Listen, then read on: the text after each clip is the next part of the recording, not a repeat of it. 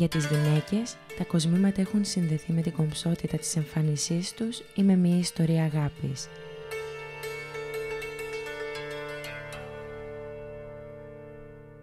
Για τους άνδρες πάλι ένα κόσμημα, τουλάχιστον κατά το παρελθόν, ήταν ένδειξη δύναμης και πλούτου. Άρχοντες και αξιωματικοί φορούσαν δαχτυλίδι ως ένδειξη εξουσίας και οι βασιλιάδες έφεραν στέμματα διακοσμημένα με πολύτιμους λίθους. Το κόσμημα έχει μακραίωνη παράδοση. Η εξαιρετική λεπτότητα της κατασκευής των κοσμημάτων αποκαλύπτει τον πλούτο της ανθρώπινης φαντασίας. Εξαιρετικά κοσμήματα που έχουν βρεθεί σε αρχαιολογικές καπάνες στην Κρήτη αναδεικνύουν τη μακραίωνη παράδοση της τέχνης στο νησί. Μια τέχνη που ενσωματώθηκε στην παράδοση, την σεβάστηκε και την ανέδειξε. Το κόσμημα αποτελεί ένα απόσπαστο κομμάτι της κρητικής φορεσιάς, τόσο της ανδρικής όσο και της γυναικείας. Λίγοι όμως γνωρίζουν τους συμβολισμούς των κοσμημάτων αυτών, γι' αυτό και κατευθυνθήκαμε στα Χανιά.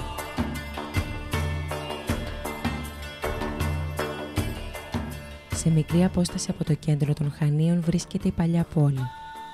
Γραφικά σοκάκια, ιδιόμορφα κτίρια επηρεασμένα από διάφορους πολιτισμούς και την αισθητική που έφεραν οι κατακτητές του τόπου εντυπωσιάζουν.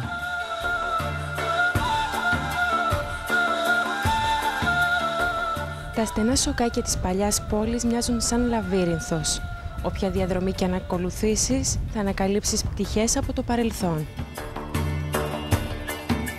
Στα πλακόστρωτα σοκάκια ανακαλύψαμε ένα εργαστήριο κοσμηματοτεχνίας, που εδώ και χρόνια διατηρεί την κρητική ταυτότητα. Εκεί συναντήσαμε τον κύριο Μπούλακα. Μαζί του μοιραστήκαμε τις γνώσεις του για τα κρητικά κοσμήματα και ολοκληρώσαμε την κατασκευή ενός γυναικείου κοσμήματος, το λεγόμενο κατά την κρητική διάλεκτο αμπράκαμο.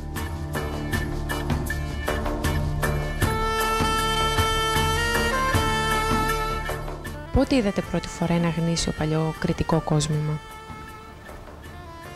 Γνήσιο όπως είναι ο αμπράκαμος, το γυναικείο κόσμο με το σταυρό, αυτό πριν 10 χρόνια περίπου.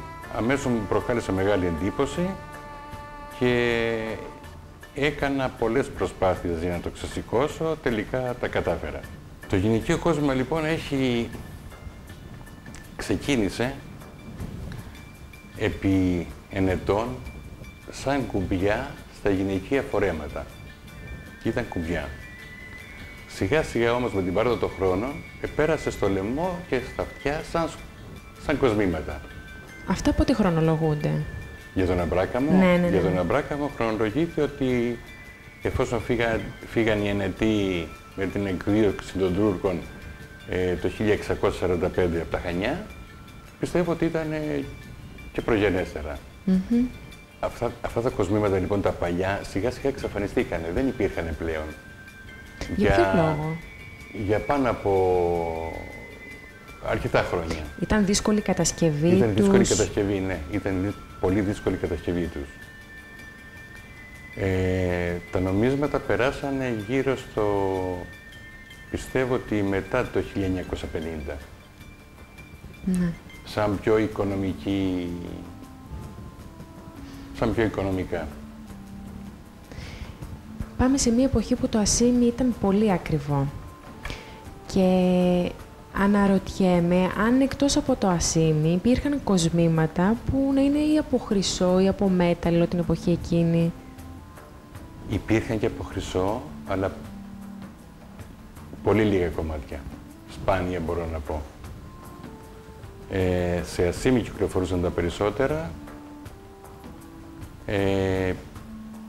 αλλά και από αυτά πάλι σε μετρημένο αριθμό. Το κόσμημα αυτό το πρόσφερε ως γαμήλιο δώρο ο γαμπρός στην Ήφη. Ο αμπράκαμος ήταν μια λυσίδα με διάτρητα σφαιρίδια, όπου στο κέντρο κρεμούσαν ένα σταυρό. Το τελείωμα ήταν μόνο ο σταυρός, δεν υπήρχαν κάποια άλλα σχέδια? Όχι, το τελείωμα ήταν ο σταυρός, ο οποίος ο σταυρός και με τα χρώματα των πετρών που βλέπετε, αυτά συμβόλιζαν οι θαλασσιές χάντρες για το μάτιασμα, για το μάτι, και οι κόκκινες πέτρες να απομακρύνουμε τα κακά δαιμόνια. Η κατασκευή του αμπράκαμου είναι δύσκολη και απαιτεί πολύ χρόνο. Πάνω σε μεταλλικά ημισφαίρια από ασήμι δημιουργούνται σχέδια που στολίζονται με μεταλλικά ξόμπλια. Μια και βρίσκομαι στο τέλειωμα κάποιου περιδέρεου, θα σας δείξω πώς συναρμολογούνται έτσι. Λοιπόν, αφού έχουμε φέρει το ασήμι μας σε αυτή τη μορφή και έχουμε κολλήσει τα σειρματάκια, τα στρόγγυλα, τα λεπτά, από ό,τι βλέπετε είναι σαν κέντημα πάνω στο ημισφαίριο.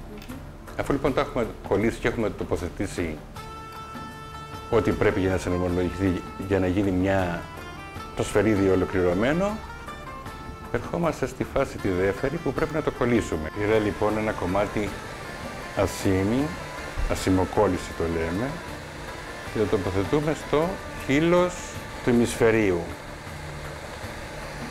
Πρέπει λοιπόν να προσέξουμε να έρχονται σε ευθεία γραμμή και με τη φωτιά πλησιάζοντάς το πρέπει να λιώσει το κομματάκι αυτό το ασημένιο ενδιάμεσα στην ένωση. Τα δύο ημισφαίρια λοιπόν κολλήσανε μεταξύ τους. Τα αφήνουμε να κρυώσει. Αυτά τώρα μετά που θα κρυώσουν θα τα βράσουμε με λίγο θηϊκό οξύ αραιωμένο με νερό, να φύγει η μαυρίλα της φωτιάς και μετά αρχίζει η διαδικασία του γυαλίσματος.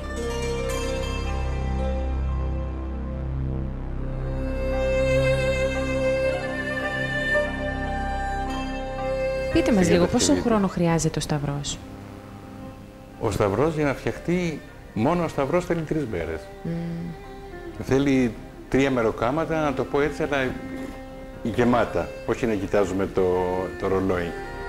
Αφού λοιπόν έχουμε ετοιμάσει τα εξωτερικά σημεία του σταυρού, λοιπόν παρατηρούμε μέσα στο σταυρό διάφορες πύρες από ασήμι που διάφορους κύκλους παρουσιάζονται. Εφόσον λοιπόν έχουμε κάνει το σκελετό μας, έχουμε πάρει τα μέτρα του κάτω μέρος του σταυρού και με ψηλό σειρματάκι διαμορφώνουμε αυτή τη σπήρα. Θέλει βέβαια πάρα πολύ προσοχή.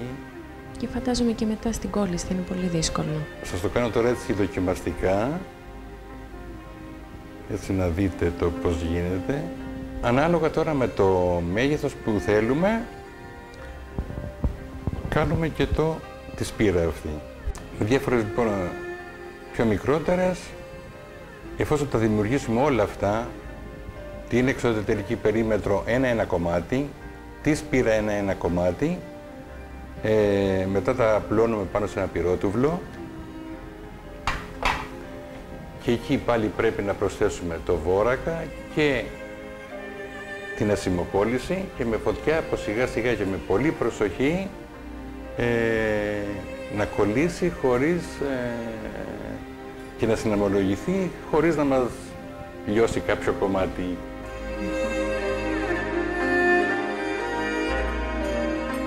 Το κόσμημα στην Κρήτη ήταν ένα σύμβολο πλούτου, δύναμης, ομορφιάς.